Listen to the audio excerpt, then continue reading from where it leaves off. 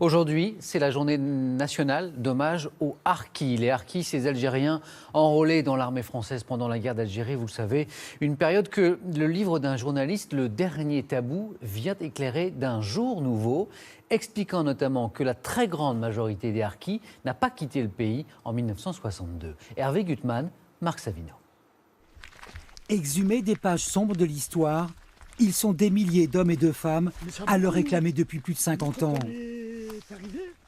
Le camp n'était pas disposé. Ouria Moussa et Ali le Chibani se souviennent de leur relégation dans ce camp militaire après l'indépendance de l'Algérie et ce sentiment d'être toujours considérés comme des Français à part.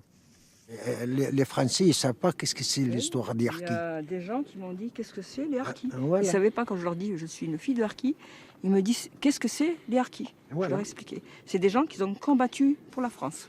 Faisait partie de l'armée française et était chargé d'assurer. Ces Français la sécurité musulmans de l'État. étaient aux côtés de l'armée Que vont-ils devenir française maintenant? durant C'est la plus de question 7 qui ans pose pendant la aujourd'hui. guerre d'Algérie. Le jour, ces hommes Dès le retrait des troupes françaises, ces harkis furent pourchassés.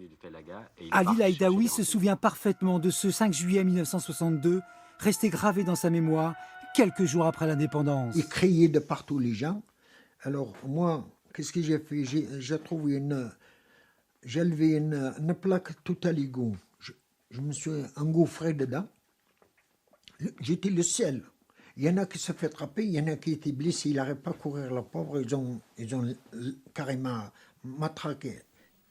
10 000, 20 000, 50 000. Impossible aujourd'hui encore de chiffrer le nombre d'harkis assassinés après l'indépendance. C'est tout à fait juste. Mais pour ce journaliste qui a enquêté sur place, la très grande majorité des harkis a pu échapper aux exactions. Lorsqu'ils sont retournés dans leur village, eh ben, des solidarités villageoises qui existaient depuis longtemps se sont reconstituées et les autres villageois savaient bien que s'ils se sont engagés chez les Français, c'était pas par traîtrise, par méchanceté, etc. C'était à cause de la misère, une misère dont tout le monde souffrait. Au-delà de cette journée d'hommage national, les harkis survivants attendent toujours que la France reconnaisse officiellement les avoir abandonnés il y a 53 ans. Nos petits-enfants. Pour l'histoire, surtout pour nos enfants, nous, c'est trop tard, presque disparu.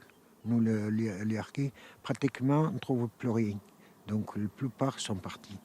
Mais nos enfants, ils nous réclament leurs histoires. Jacques Chirac, Nicolas Sarkozy, François Hollande, 3 présidents s'y étaient engagés. Aujourd'hui, les harkis attendent toujours.